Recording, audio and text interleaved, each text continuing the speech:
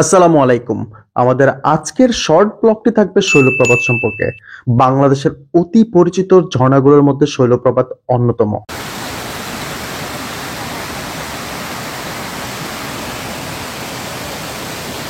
আর বান্দরবানে ঘুরতে এসে শৈলপ্রপাত আসে না এমন মানুষ খুব কমই আছে। বান্দরবান সদর থেকে মাত্র ৮ কিলোমিটার দূরে বান্দরবান থানচি রোডের পাশে এটি অবস্থিত। শহরের কাছে হওয়ায় সারা বছরই পর্যটক সমাগমে মুখরিত থাকে এই স্বচ্ছ ও ঠান্ডা পানির ঝর্ণাটি।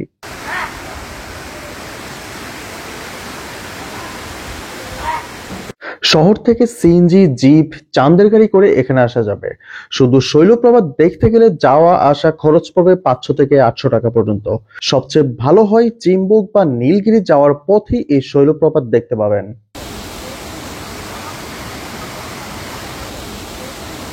তবে এই প্রাকৃতিক অসম্ভব সুন্দর ঝর্ণায় কিছু নতুন স্থাপনা দেখা যাবে, যা আগে ছিল না।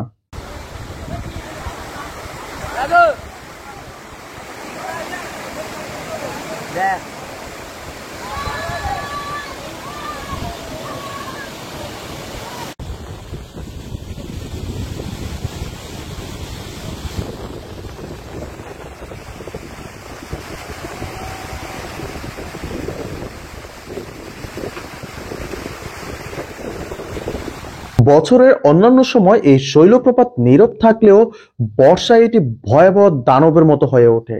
বর্ষায় শৈলপ্রপাত ঘুরতে গেলে কখনোই এখানে গোসলের জন্য নামবেন না।